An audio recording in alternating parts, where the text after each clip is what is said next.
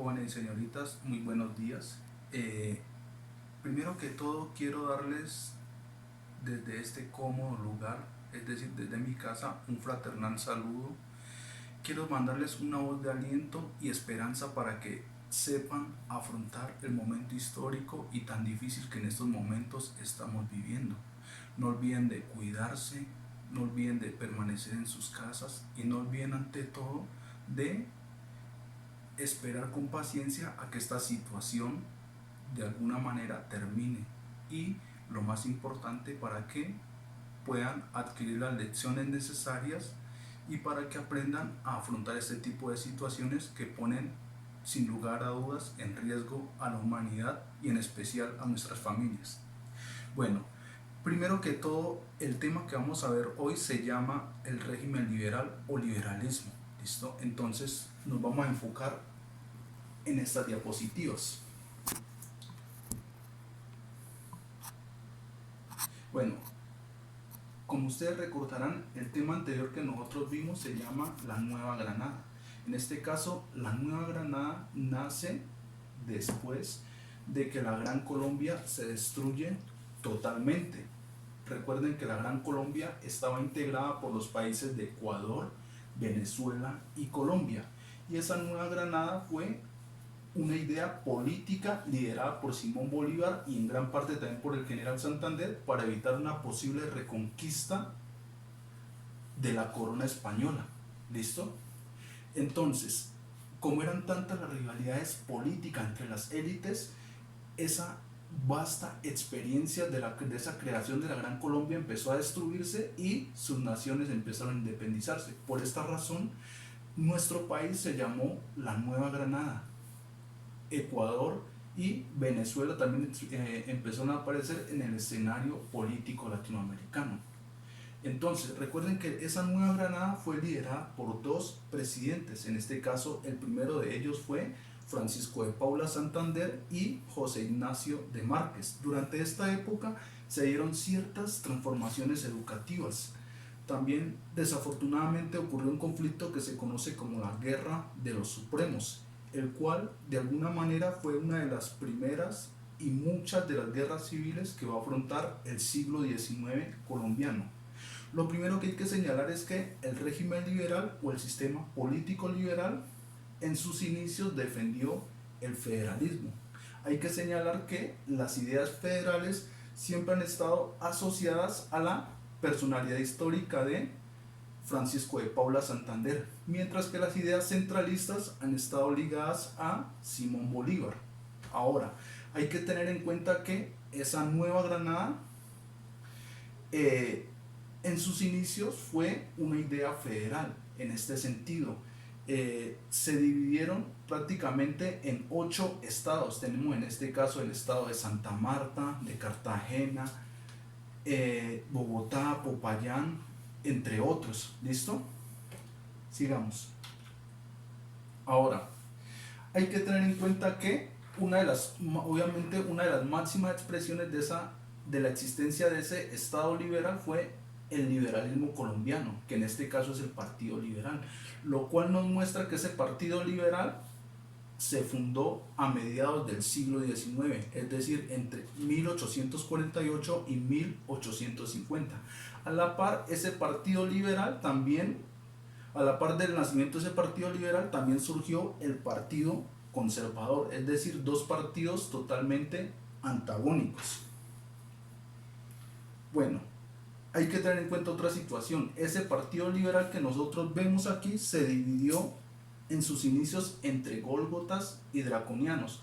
Por un lado, los gólgotas eran defensores de las políticas de libre cambio.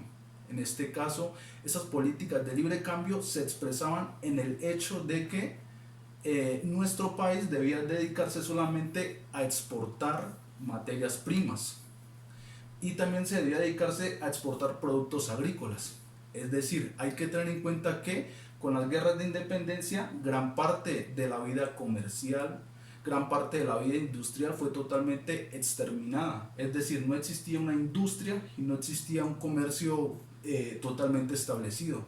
Por esa razón, los dirigentes de aquella época pensaban que la mejor opción de desarrollo económico para la Nueva Granada pues era a través de esa exportación de materias primas, mientras que por otro lado las otras políticas de libre cambio lo que resaltaba principalmente era que nosotros, los colombianos, pero también los latinoamericanos, debíamos dedicarnos a importar toda clase de productos manufacturados provenientes de Europa, pero en especial de Inglaterra. No olviden que en aquella época el imperio español entró en decadencia, pero surgió un nuevo imperio, que en este caso es Inglaterra, de la mano de la revolución industrial.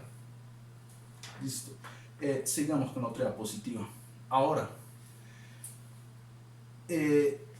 otro de los rivales fue el Partido Conservador. Hay que tener en cuenta que el Partido Conservador estaba en contra, en cuerpo y alma del liberalismo. ¿Por qué? Porque de alguna manera el conservatismo, desafortunadamente, en un momento de su historia, defendió la existencia de la esclavitud. No en vano, durante este periodo histórico que estamos estudiando, los conservadores se van a levantar en armas en 1851 en contra de los liberales, precisamente por la abolición de la esclavitud.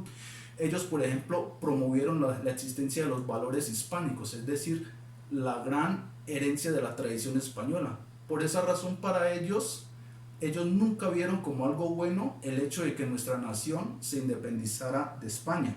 Ahora, otra característica de ese conservatismo es que ellos promovieron a ultranza la existencia de la influencia de la religión católica en la educación.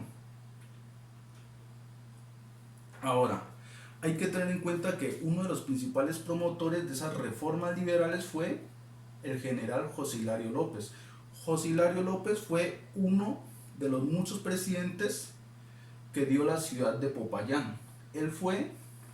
Este personaje fue presidente entre 1849 y 1853 y se caracterizó por ser el principal precursor en Colombia de las reformas liberales en nuestro país. Hay que tener en cuenta que estas reformas liberales fueron de tres tipos. Fueron reformas liberales de tipo social, fueron reformas liberales de tipo económico, fueron reformas políticas, fueron reformas de carácter político y religioso. Entonces, dentro de las reformas sociales del liberalismo tenemos la implantación de la libertad de culto.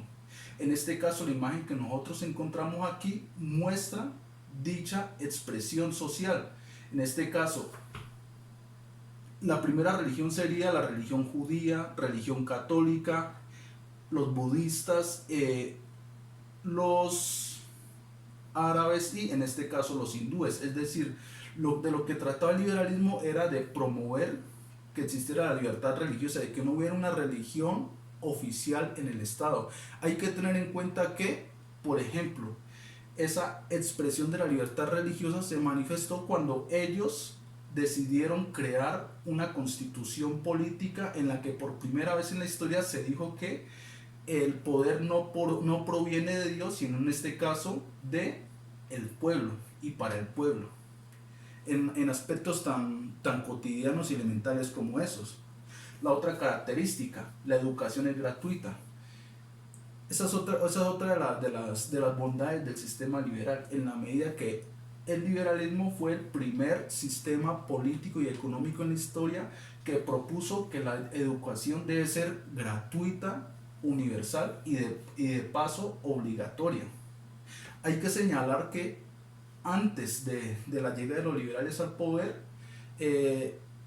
eran pocas las instituciones educativas. Recuerden que, por ejemplo, durante el régimen liberal del general Santander se crearon muchas escuelas, se crearon muchas universidades y por lo tanto hubo una mayor inclusión social de parte de los sectores menos favorecidos de la sociedad.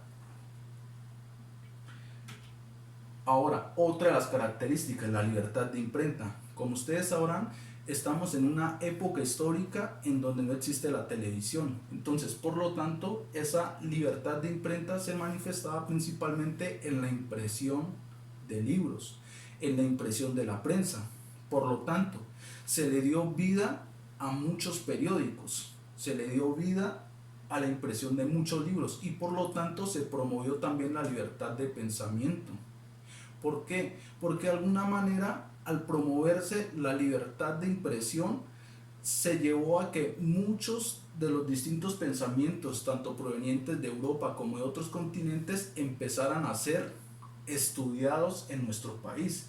Y en este caso, los principales beneficiarios, digámoslo así, de la libertad de imprenta fueron tanto los liberales como los conservadores, es decir, la élite intelectual, porque desafortunadamente estamos en una sociedad analfabeta, en una sociedad pobre, que de alguna manera todavía sigue existiendo, sigue sintiendo, el peso de ese pasado colonial, que aún a pesar de